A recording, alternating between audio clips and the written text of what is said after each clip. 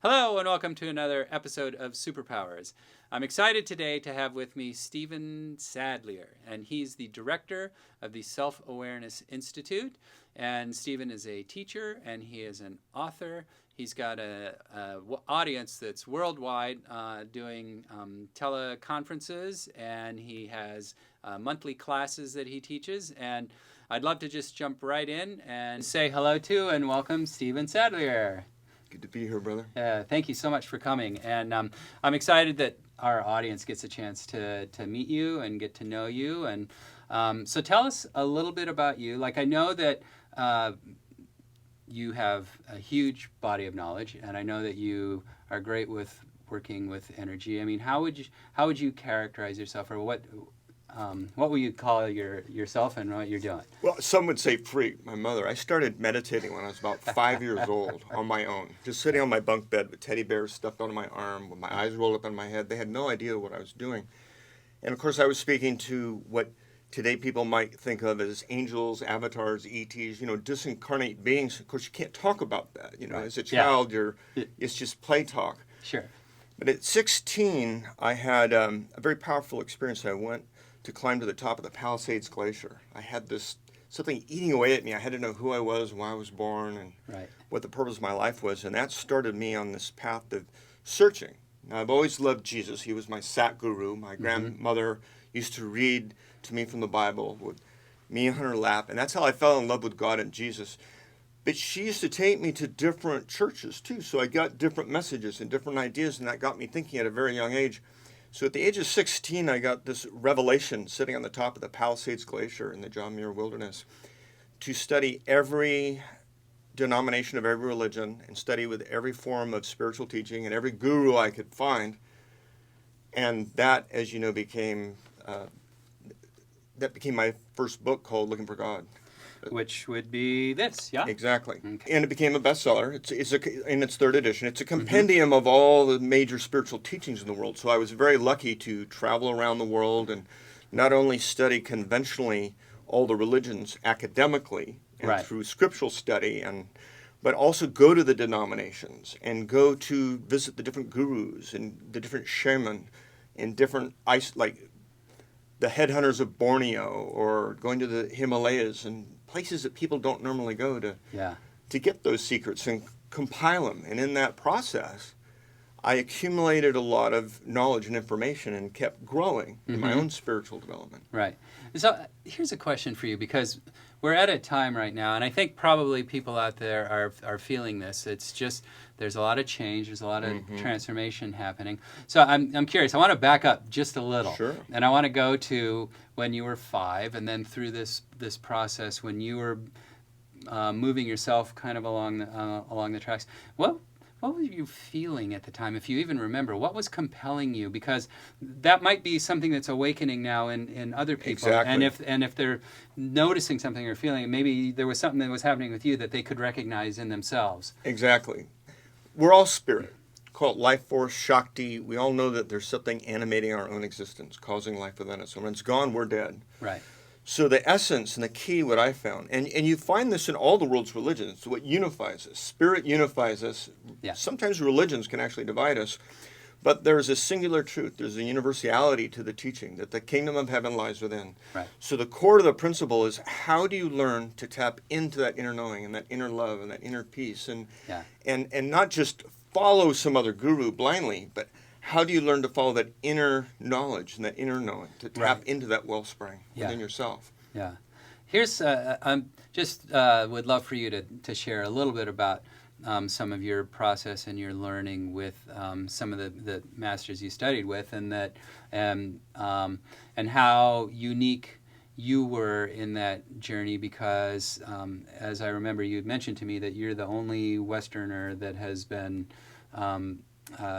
that has done certain things with certain Eastern gurus. Isn't that right? Well, yes. There are many Westerners doing very advanced yoga practice now. There are some that are actually awakening and enlightening for the first time, and there's an awakening occurring in mass throughout the world, and I'm certainly not alone in this regard. All the viewers are here because they're connecting the same way. Right. We all have the Spirit guiding us. Yeah.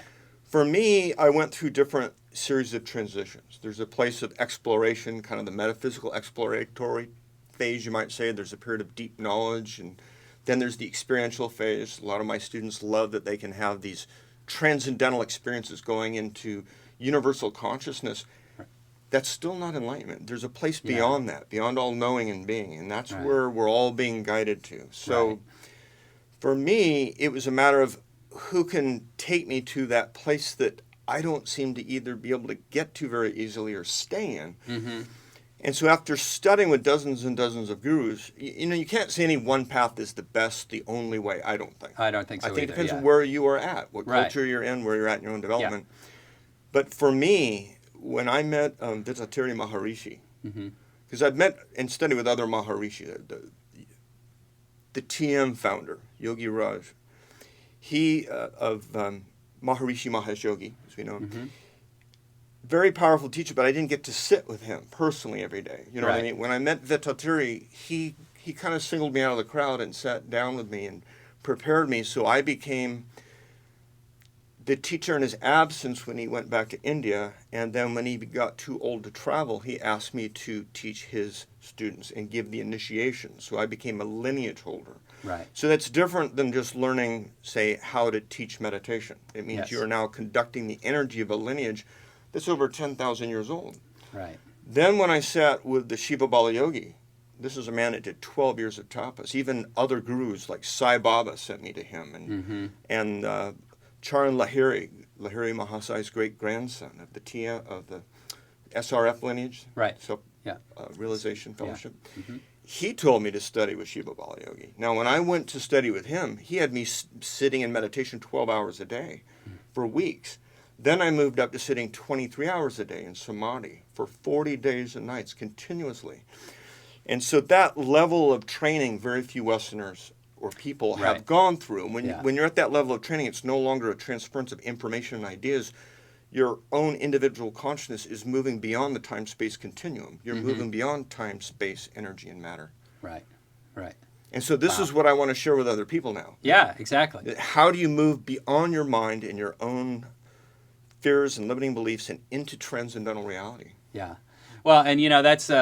I refer to this a lot when I am talking to my audience, but I keep going back to Eben Alexander, the neurosurgeon who had the near-death experience, and his realization about what he had learned about the mind, which is originally, as a doctor and a neurosurgeon, he was believing that the mind and the brain were actually creating consciousness. And then after his near-death experience, he realized, no, that actually the mind and the brain are just great reducers. And they're focusing everything just to your five senses. And so it really is a process of, how do you get beyond that? How do you get that out of the way so that you can start perceiving those other metaphysical realities that are that we're all a part of?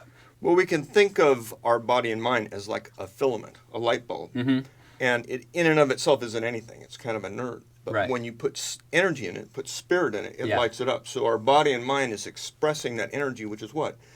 A delineation of consciousness. Right. Now, consciousness itself doesn't have an expression. Its expression becomes spirit. It's the innate or latent potential through which everything arises out of, is sustained by, and merges back into. Yeah. So this is what we kind of innately know, and we're exploring. As we evolve our own consciousness, we're becoming aware of the true nature of ourself, which is the enlightenment of the consciousness. Right. So this is great, because we're going to do an event with you. Yes. Now, coming up, it's going to be February 28th, and we'll do it here at the Streaming for the Soul studios.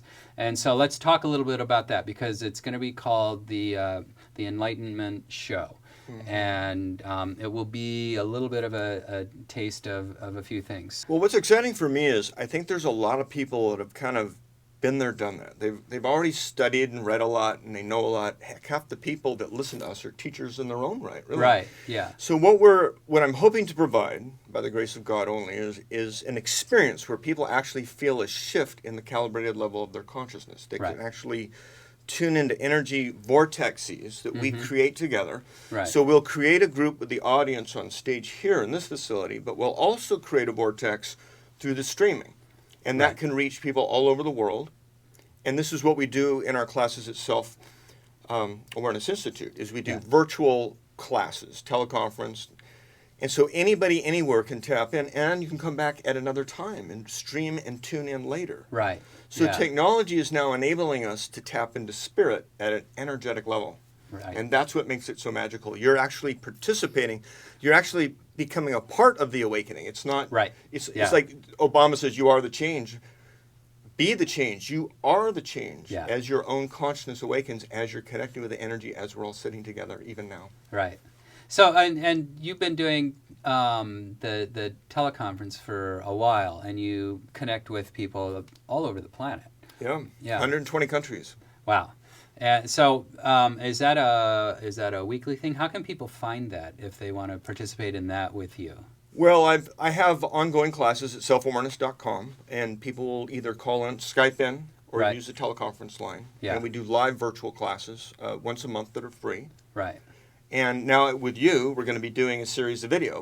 People have been saying, hey, I want to see some visual interaction, so we're creating this class just for all of you that want a little more interactivity. Yeah.